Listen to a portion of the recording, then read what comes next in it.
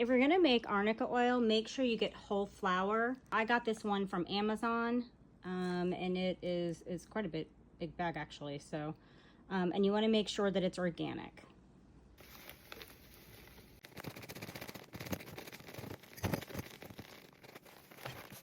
Hey everybody, as we make our arnica oil, we're gonna put it in, I have a 32-ounce jar, and this is approximately 4 cups of arnica, and you want to fill it up halfway, or I have a little bit over halfway.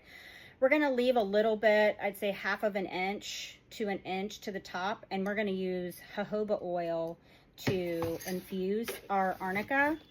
And I'm using this jojoba, and it's of course organic, as you can see. And then just make sure that the flowers you get, the arnica flowers that you purchase, are Montana. Arnica Montana is the actual dried flower you want. Now, I was lucky enough to buy this already ground up. Make sure that if you do get whole flowers that you grind it up in whatever method you use. Some people use coffee bean grinders. Some people use Vitamixes, mixers, whatever method you use to macerate things up. And then put it in a clean, sterile jar, because you want to make sure that obviously anything that goes on your skin doesn't have any bacteria in it. So let's get started.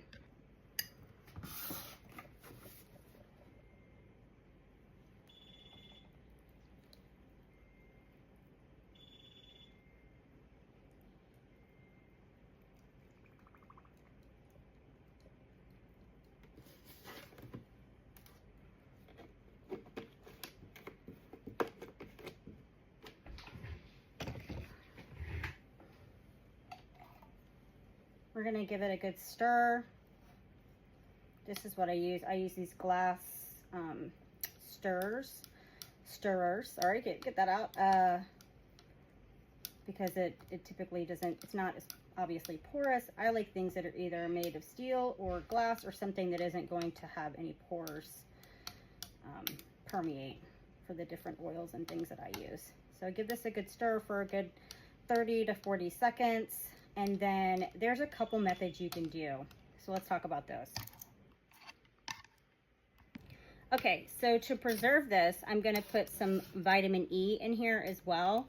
And so I'll put, because this is like 32 ounces, of course, I'm just gonna pour with my heart, but for those who need specifics, I would say put in 1 ounce of vitamin E, which is what that equated to, just to help, it helps preserve it, obviously.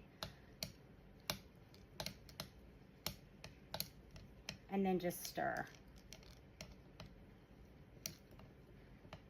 Now this obviously, I would say, puts in some more antioxidants, which is never bad.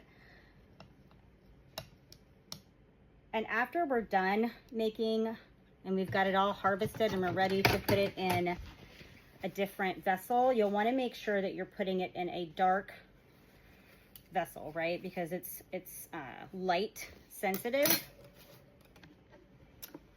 As with any other essential oils, most of them are light sensitive, which is why whenever you get an essential oil,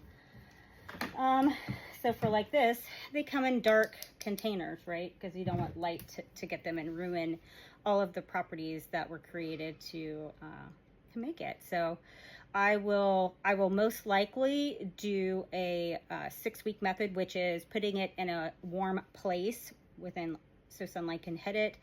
I haven't done for this batch anyway, for this particular product, I haven't done a warm, I'll call it a warm bath, to get it to infuse, so that you can take then a cheesecloth and just strain it through.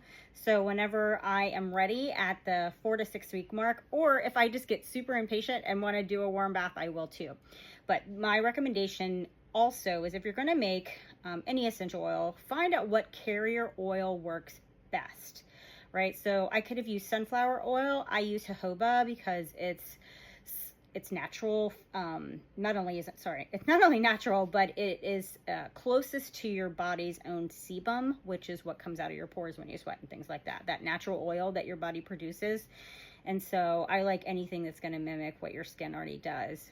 It tells me that most people won't have reactions to that, which is also important to understand what kind of oils or essential oils will work with your body. But we don't want to create more issues, especially for it's supposed to be anti-inflammatory. Anyway, so when we get back, I'll show you how to strain and put it in dark vessels. Okay, now I'm going to close it up. If you want to, after before you strain it and you put it in the spot you're going to put it in, you could put some Optiphen in here, and that is just a preservative. So here's what I use. I use Optiphen Plus. Anything with water or will be introduced to water, you just want to help preserve the products that you're making, and so this will give it a little more shelf life. I like to also put my essential oil. I like to also put my essential oils in the refrigerator, making sure that I'm protecting them with some kind of dark vessel, or it's in a bottle that occludes light. So hopefully that helped if somebody was trying to make their own Arnica oil or essential oil, as I am.